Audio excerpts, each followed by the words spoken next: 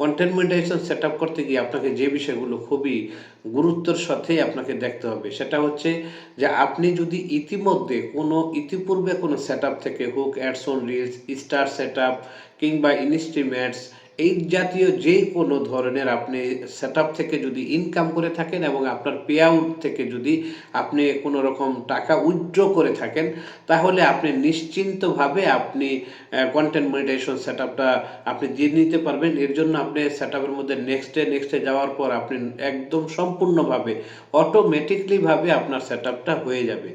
এখন আসেন আপনি যেই কোনো কারণে আপনার কোনো ভুলের কারণে হোক আপনি ইতিপূর্বে যে সেটআপগুলো পেয়েছেন, ধরেন স্টার সেটআপ কিংবা অ্যাডস অন রিলস এই জাতীয় যেই কোনো ধরনের সেটআপ আপনি ইতিমধ্যে পেয়েছেন, কিন্তু সেই সেটআপগুলো আপনার এখন সেগুলো বন্ধ হয়ে গেছে কিংবা আপনার টিন সার্টিফিকেট দেন নাই।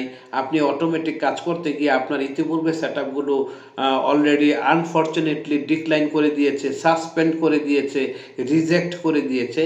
তাহলে কিন্তু আপনারা কিন্তু ওই সেটআপের আন্ডারে যদি আপনি একটা পে আউট যদি আগে থেকেই করে থাকেন, সেটা কিন্তু আপনি নেক্সটে গিয়ে আপনি ক্লিক করলেই কিন্তু আবারও আপনি পুনরায় ভুল করে ফেলবেন। এজন্য আপনি যদি পূর্বের কোনো সেটআপে যদি কোনো ভুল করে থাকেন, তাহলে আপনাকে নতুন কন্টেন্ট মনিটাইজেশন সেটআপটা দেওয়ার সময় কিন্তু আপনাকে নতুন করে একটা পে আউট অ্যাকাউন্ট তৈরি করতে হবে। আপনি যদি পেজ থেকে কাজ করেন তাহলে দেখবেন যে অনেকেই ইতিপূর্বে আমরা দেখেছি যে স্টার সেটআপ করতে গিয়ে অনেকেই কত ভুল করেছেন। তার সেটআপটা পুরোপুরি হয় নাই। তার অ্যাডস অন রিলস সেটআপটা করতে গিয়ে তার পুরোপুরি হয় নাই।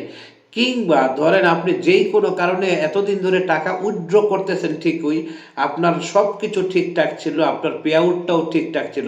কিন্তু আনফরচুনেটলি ভাবে এখন সেই অ্যাকাউন্টটা ডিসেবল হয়ে গেছে। আগের পে আউট অ্যাকাউন্টটা ডিসেবল হয়ে গেছে। সেখান থেকে এখন আর কোনো রকমের টাকা ইনকাম করা যাচ্ছে না। আপনার যেহেতু পে আউটটাই নষ্ট হয়ে গেছে, এখন আপনি কি করবেন? তাহলে আপনার প্রতি আমার একটা পরামর্শ থাকবে, আপনি অবশ্যই নতুন করে একটা প্রোফাইলের আন্ডারে আপনার পেজটাকে অ্যাডমিন দিবেন। আপনার সেই প্রোফাইল আইডিতে আপনি লগইন করবেন। লগইন হওয়ার পর সেখানে গিয়ে আপনি আবার নতুন করে একটা পে আউট অ্যাকাউন্ট সেটিং করে আপনি নতুন করে কিন্তু পে আউট করবেন। তবে খেয়াল রাখবেন যারা একেবারে নতুনভাবে কন্টেন্ট মনিটাইজেশন সেটআপটা পেয়েছেন, তারা কিন্তু কোনোভাবেই ব্যাংক অ্যাকাউন্ট এবং টিন সার্টিফিকেট এই জাতীয় যত তথ্য রয়েছে ব্যাংকের, এগুলো কিন্তু এখন অ্যাড করতে পারবেন না। আপনাকে অবশ্যই একটা নির্দিষ্ট পরিমাণের টাকা ইনকাম করতে হবে। তারপর কিন্তু আপনি সমস্ত ডকুমেন্টস আপনি সাবমিট করতে পারবেন। আর যারা পুরনো আইডি থেকে যারা ইনকাম করতেছেন অলরেডি, যাদের পে আউটগুলো ঠিক রয়েছে, আপনি কিন্তু ইচ্ছা করলেই আপনাকে ব্যাংক যেই তথ্যগুলো দিতে হয় সেগুলো আপনি আবার পুনরায়ও দিতে পারবেন কিংবা আপনি নতুন করেও দিতে পারবেন।